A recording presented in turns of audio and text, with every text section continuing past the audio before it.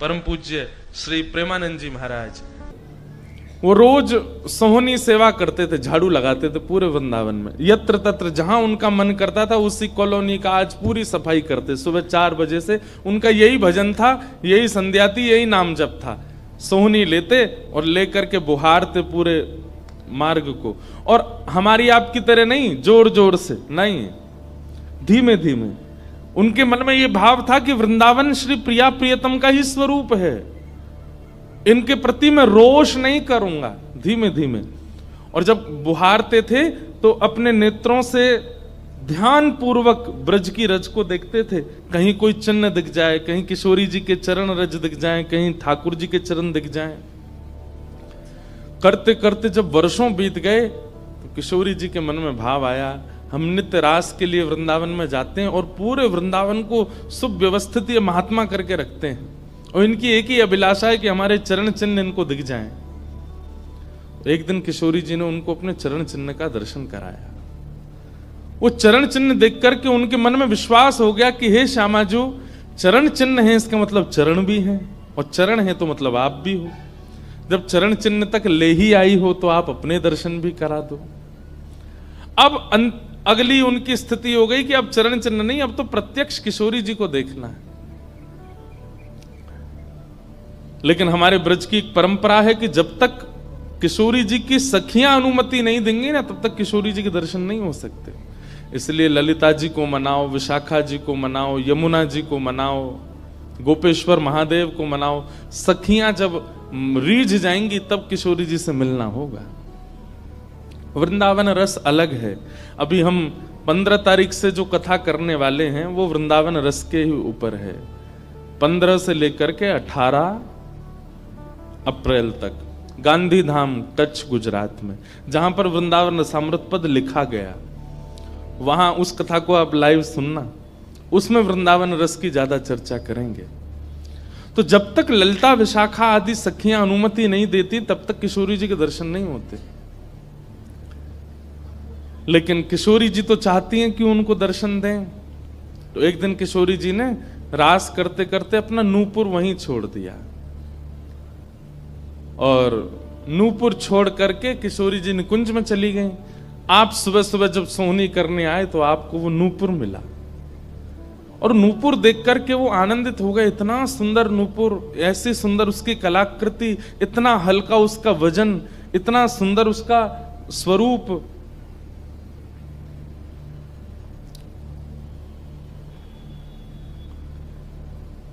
आपके मन में भाव आया कि कोई बड़े घर की लाली होगी, उसका रह गया होगा, मैं रख लेता हूं, कभी कोई मिलेगा मांगने आएगा कि भाई हमारा नूपुर दो तो मैं दे दूंगा। आपने वो नूपुर अपने पास रख लिया। नूपुर से दर्शन किशोरी जी ने कईयों को कराए। इसलिए वृंदावन में जब चला कीजिए ना, बहुत ध्यानपूर्वक देखते हुए पृथ्वी को चला कीजिए, क्या पता क्या मिल जाए।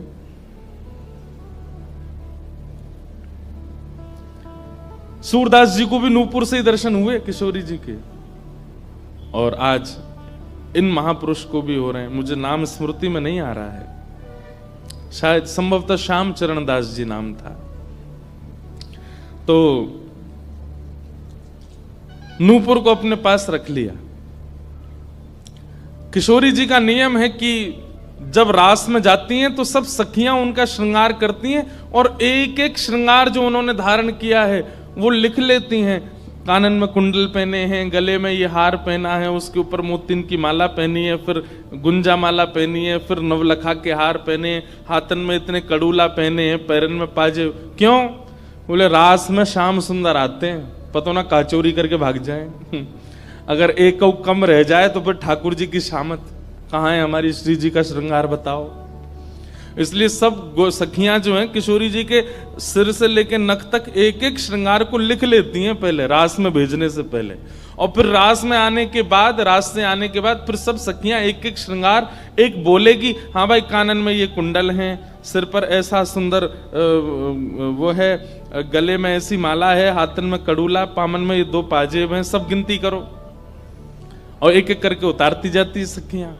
आज किशोरी जी के चरणों का एक नूपुर नहीं है।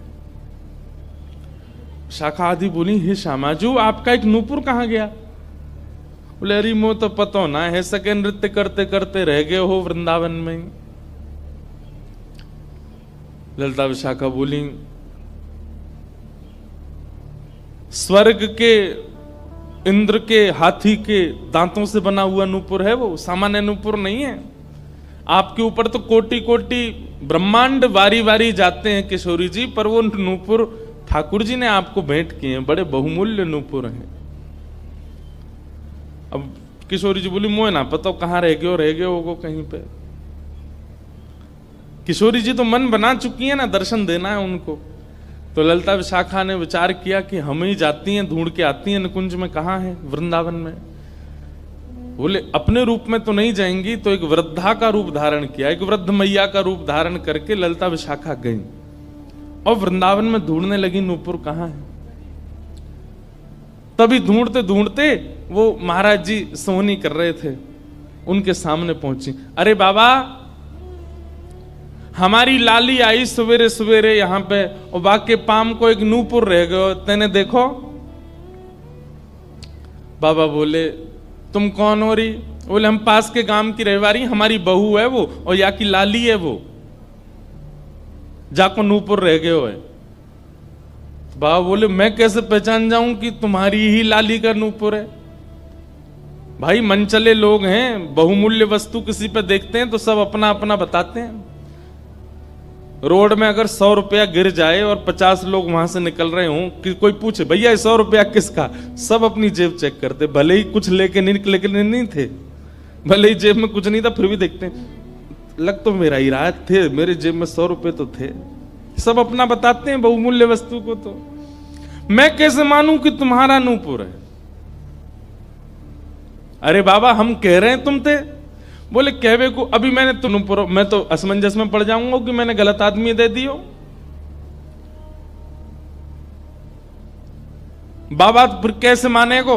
बोले एक नूपुर मेरे पास है, एक नूपुर तुम्हारी बहू ने ही पहन रखो होगो, वाकू ले आओ और यहां लाकर के मुझे पहले नूपुर की पहचान करा तो मैं दूसरा दे दूंगा। ललिता विशाखा बोली बड़ो चतुर बाबा है, श्री जी को बुला रहा है।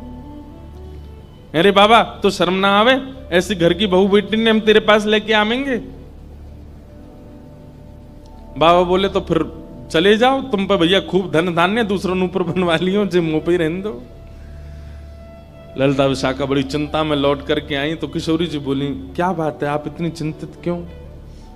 बोले एक बाबा है, बाने आपको नूपुर धल लियो, यूं कह रहा है कि पहले जिनके पास एक नूपुर है उनको लेके आओ तब दूसरा दूंगो। तो श्री जी बोली इसमें क्या देर है, फिर ले चलो, चलते हैं ना।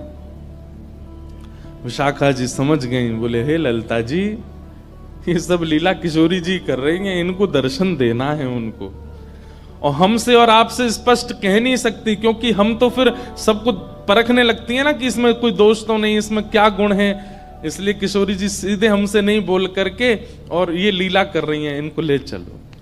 और किशोरी जी आई वृंदावन और महात्मा बैठे सोहनी कर रहे थे और सामने से जैसे ही किशोरी जी को आते हुए देखा, बाबा ले हमारी बहू आ गई, अब नूपुर दे दे, देख या को नूपुर भी वैसा ही है।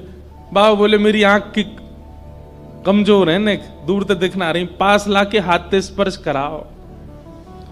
ललिता विशाखा बोली बाबा तो शर्म ना आ रही अपनी बहू को स्पर्श करा में? तो बोले चरण स्पर्श करावे में कहा देर, ले आओ।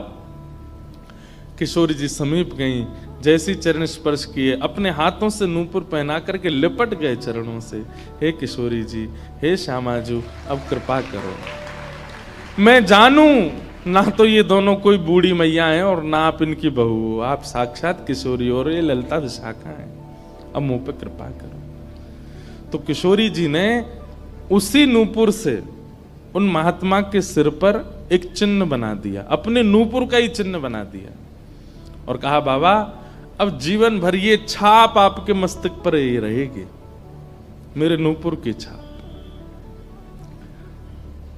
उन महात्मा के मस्तिष्क पर जैसे हमारे तिलक दिखता है, ऐसे प्रत्यक्ष नूपुर की छाप प्रत्यक्ष सबको दिखने लगी।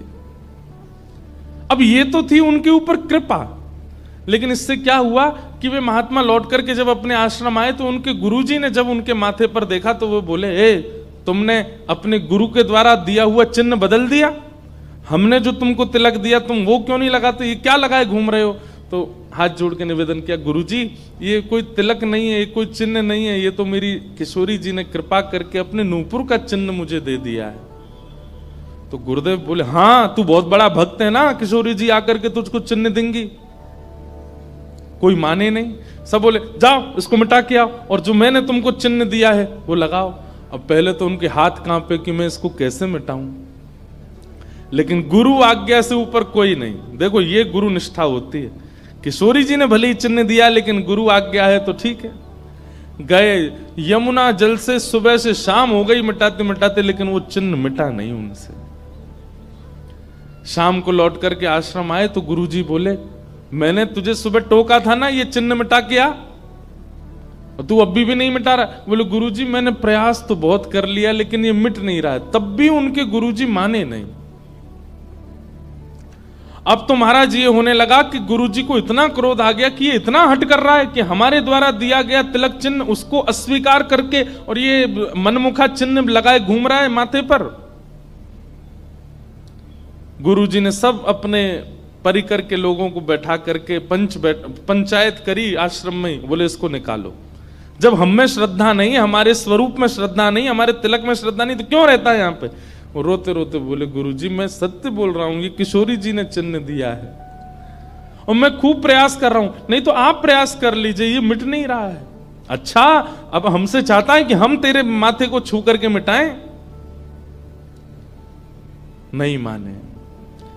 तब उन्होंने नेत्र बंद करके किशोरी जी का स्मरण किया, हे श्यामाजू मैं किसी को प्रमाणित ये नहीं करवाना चाहता कि आप मुझे मिली हो, पर मेरे गुरु के चित्त में मेरे प्रति अविश्वास आ रहा है, इसके लिए कोई आप लीला करो। तो भगवान के सखा श्री सुबल जी की ये आराधना करते थे। ये जो महापुरुष थे ये ठाकुर जी के सखा सुबल का चिंतन करते थे कि कभी मैं ठाकुर जी से मिलने का मन हो तो सुबल, जैसे भगवान के सखा है ना, तन सुखा मन सुखा धन सुखा मधुमंगल श्री दामा सुबल, तो ये सुबल का चिंतन करते थे कि सुबल कभी कृपा करेंगे तो मुझे ठाकुर जी से मिला देंगे। ऐसे सखियों का चिंतन करते हैं किशोरी जी के दर्शन करने वाले, और सखाओं का चिंतन करते हैं ठाकुर जी का दर्शन करने वाले। तो इस सुबल का चिंतन करते थे। तो किशोरी जी ने सुबल को बुलाया। सुबल आए, श्यामाजू आज्ञा करो। बोले आपको हमारा एक काम करना है। एक महात्मा पर हमने कृपा करके उसको अपने नूपुर का चिन्ह दिया है और उनके गुरुदेव को विश्वास नहीं हो रहा कि ये चिन्ह हमने दिया है, इसलिए वो आपकी आराधना करते हैं, आपको बहुत बचते हैं। आप जाकर के हमारी तरफ से ये प्रमाण दे दो कि हमने चिन्ह दिया, क्योंकि उस सभा में कई लोग ऐसे हैं जिनको मेरे दर्शन का अधिकार नहीं है और मैं तो जाना चाहती हूं पर ये ललिता विशाखा मुझे जाने नहीं देंगी, इसलिए आप जाकर के वहां प्रमाणित कर दो कि ये चिन्ह मैंने दिया है। तब भगवान के सखा सुबल साक्षात उस आश्रम में प्रकट हो गए और प्रकट होकर के जैसे देखा दिव्य देह, दिव्य तनु, दिव्य तेज निकल रहा है, सबने प्रणाम किया। बोले कि ये आपका परिचय। बोले मैं भगवान का सखा सुबल हूं। देख करके सबने बोले आप कैसे आए। बोले हे गुरुदेव आप अपने शिष्य पर इतने रोष कर रहे हो, ये चिन्ह ये किशोरी जी ने ही इनके माथे पर पधराया है, आप इनके ऊपर नाराज मत हो।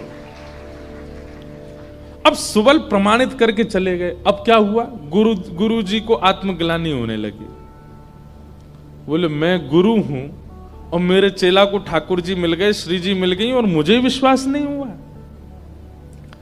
तब गुरु जी ने अपने गुरुजनों को, अपने श्रेष्ठ जनों से जाकर के कहा कि मुझसे अपराध बना है। ठीक है, गुरु शिष्य के ऊपर क्रोध कर सकता है, उसका कोई दंड नहीं होता, पर किशोरी जी के द्वारा कृपा की गई, मैंने उस पर प्रश्न चिन्ह उठा दिया, इसका तो मुझे दंड मिलना चाहिए। तब सब रसिक जनों ने विचार किया, बोले इसका क्या दंड दें। तो बोले आप एक काम कीजिए, दंडोत्सव कीजिए। दंडोत्सव। बोले दंडोत्सव में क्या करना है। बोले आज तक जितनी तुम्हारे पास जमा पूंजी है सब संतों की, भक्तों की सेवा में लगा करके और आनंद से सुंदर भंडारा करो, सुंदर नाम संकीर्तन करो, सुंदर अपने घर पर एक उत्सव रखो और उसमें जितने महापुरुष आए सबको दंडवत प्रणाम करते करते सबसे क्षमा मांगो और फिर जब सब तुम्हारा धन संपत्ति अब तक जितनी कमाई वो सब संतों की सेवा में लग जाए, फिर उन संतों से कृपा प्रसादी मांगो कि आप सब मुझे क्षमा कर दो। इस प्रकार से दंडोत्सव करो। तो जिन्होंने ये भाव कहा है उनको ये दंडोत्सव करना है। दंडोत्सव मतलब अब पूरे जीवन की जमा पूंजी तो खर्च नहीं कर पाओगे, पर हां पिछले 3-4 साल में जो जमा कर रखा है प्रयास करो उससे। पंढरपुर में वारी जाती हैं, हमें भैया बता रहे थे अपने जो जिनके साथ हम घूम रहे थे कल, कि यहाँ वारी जाती है, यहीं से जाती है श्री पंडरीनाथ भगवान की वारी में इतने सारे वैष्णव जाते हैं, उनकी सेवा में लगा दो। वृंदावन जाके कुछ लगाया, पंढरपुर में लगा दो, गोवर्धन में लगा दो, और सुंदर अपने घर पर एक ठाकुर जी का उत्सव करके किसी श्रेष्ठ को वृंदावन से बुला करके उनका सुंदर संकीर्तन करवाओ, कथा करवाओ, 2-3 दिन का ही कोई उत्सव रखो। इस प्रकार से अपनी वो जमा पूंजी संत वैष्णवों की सेवा में खर्च करके भंडारा करा के जितनों से मिलो सबसे क्षमा मांगो। वारी निकलती है आषाढ़ी एकादशी पर, इतने सारे वैष्णव जाते हैं पंढरपुर दर्शन करने, मार्ग पे खड़े होकर सबको शरबत पिलाओ और जो जो शरबत पिए उससे क्षमा मांगो, मुझे क्षमा कर दो, मुझसे अपराध बना है, मैंने कंठी पहनने के बाद भी मांस का सेवन किया, मैंने मद्य का सेवन किया, मैंने ऐसा किया, ये क्षमा मांगो। असंख्य भक्त एक साथ जब आपको क्षमा करेंगे तब आपका ये अपराध पूर्ण होगा। इसी को कहते हैं दंडोत्सव। तो फिर कथा पूरी करें। वो महाराज जी को सब लोगों ने कहा तुम दंडोत्सव करो, तो उन्होंने कहा ठीक है, मैं अगले 7 दिन के लिए दंडोत्सव करूंगा। ब्रज में जितने भी संत आवेंगे ब्रज की सीमा पर खड़े होकर के सबको माला पहना करके सबको सत्कार के साथ लाया जाए। आश्रम में उनकी रहने की सुंदर व्यवस्था, प्रसाद की व्यवस्था, और नाम संकीर्तन अखंड चले 24 घंटा 7 दिन तक, और खूब भंडारा चले, और जितने महापुरुष आए सबसे क्षमा मांगनी। तो जब ये दंडोत्सव का बात हुई तो गुरु जी ने दंडोत्सव लिया, और चेला बेचारे जिनको किशोरी जी ने चिन्ह दिया था वो मन में सोचने लगे ये क्या हो रहा है, मेरे कारण मेरे गुरुजी को दंडोत्सव करना पड़ रहा है। तो उन्होंने अपने गुरुदेव के सामने प्रणाम करते हुए अपनी झोली फैला के कहा गुरुजी मुझे एक भिक्षा दे दो। तो क्या चाहिए? बोले जो दंडोत्सव आप करना चाह रहे हैं वो मुझे करने दीजिए, आप विराजिए, आपकी जगह मैं करूंगा, मैं शिष्य हूं आपका। तो बोले नहीं नहीं, अपराध हमने किया तो तुम क्यों करोगे? बोले गुरुजी बस यही कृपा चाहिए। तब बड़े संतों ने मिलकर के सबने कहा कि भाई देखो शिष्य कर सकता है, अगर इनकी इच्छा है तो ये करने दो। तो फिर गुरुजी का दंडोत्सव उन्होंने ही किया जिनको चिन्ह किशोरी जी ने प्रदान किया था, दंडोत्सव मनाया। इस प्रकार भैया जिनसे ये अपराध बन जाता है ना, कभी कंठी माला पहनने के बाद अपराध बन जाता है, किसी वैष्णव के प्रति कुभाव बन जाता है, किसी तीर्थ में जाकर के कोई पाप बन जाता है, उनको ये सब दंडोत्सव करने चाहिए। अपनी कोई पैसा खर्च कराने के लिए नहीं कह रहे हम, लेकिन हाँ जितना हो सके वैष्णवों की सेवा करके, अब चाहे वो धन लगा के करनी पड़े, चाहे तन से करनी पड़े, चाहे मन से करनी पड़े। पर लोग बड़े कंजूस हैं आजकल। बोले कि महाराज जी आपने मन से सेवा भी तो कही है, कोल्हापुर में बैठे बैठे आंख बंद करके यहीं संतों की सेवा कर देंगे, इनके पांव पूछ दिए, 5000 रुपये हमने दक्षिणा में दे दिए, ले खर्च भी नहीं हुए, मन से सेवा भी हो गई। किसी का भाव है कि आप कहते हैं महाराज जी कि ठाकुर जी से कुछ मत मांगो, पर अगर ठाकुर जी से कुछ मांगना है तो ठाकुर जी को मांगो। ठाकुर जी अगर मिल गए तो फिर उसके बाद क्या? ये तो भाई जब मिल जाएंगे तब मैं पूछूंगा आपसे, उसके बाद क्या? सही बात तो ऐसी है कि ठाकुर जी मिल जाएंगे ना, ठाकुर जी सदा के लिए तो नहीं रहेंगे, थोड़ी देर दर्शन देके चले जाएंगे और फिर आपके चित्त में अखंड प्रेम प्रज्वलित करके जाएंगे। अनंत प्रेम के रस में आप डूबने लगोगे, जिसको देखोगे उसी के प्रति प्रेम उत्पन्न होने लगेगा, उसी के प्रति श्रद्धा भाव, उसी में ही वैष्णव दर्शन होने लगेगा। छके रहोगे सदा कृष्ण प्रेम में, जैसे मीरा बाई। जिन भेषा मेरो सावरो रीझे, जिन भेषा मेरो सावरो रीझे, जिन भेषा मेरो गिरधर भेषा मेरो गिरधर रीझे। जिन भेषा प्यारो विठ्ठल रीझे। भेषा प्यारो विठ्ठल रीझे। सोही भेष धरूंगी हो मैं तो सोही भेष धरूंगी। अरे हाँ मैं तो सोही भेष धरूंगी हो मैं तो सोही भेष धरूंगी। अरे हाँ मैं बैरागन होऊंगी। मैं बैरागन ओ बाला। मैं बैरागन हूँगी मैं बैरागन होऊंगी। मैं बैरागन होऊंगी। ओ प्राण हमारा वहाँ बसत है। प्राण हमारा वहाँ बसत है। प्राण हमारा वहाँ बसत है। प्राण हमारा वहाँ बसत है। ओ यहाँ तो खाली को यहाँ तो खाली को। हाँ यहाँ तो खाली को। यहाँ तो खाली को। ओ मात पिता परिवार सोई है। मात पिता परिवार सोई है। मात पिता परिवार सोई है। मात पिता परिवार सोई है। ओ कहिए तिनका तो भला कहिए तिनका तो। हाँ भला कहिए तिनका तो। भला कहिए तिनका तो। अरे हाँ मैं बैरागन हूँगी मैं बैरागन होऊंगी। मैं बैरागन होऊंगी। मैं बैरागन भाव भाव से ओ बाला। मैं बैरागन हूँगी मैं बैरागन हूँगी मैं बैरागन हूँगी मैं बैरागन होऊंगी। मैं बैरागन होऊंगी मैं बैरागन होऊंगी।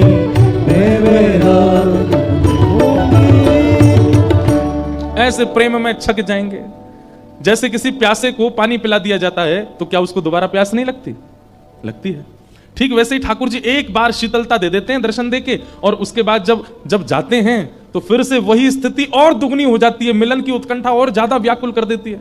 ठाकुर जी का मिलन परिपूर्णता नहीं कर देता। इसका मतलब यह नहीं है कि आपका अब इच्छा नहीं होगी, बल्कि पहले से और तीव्र इच्छा प्रकट हो जाएगी।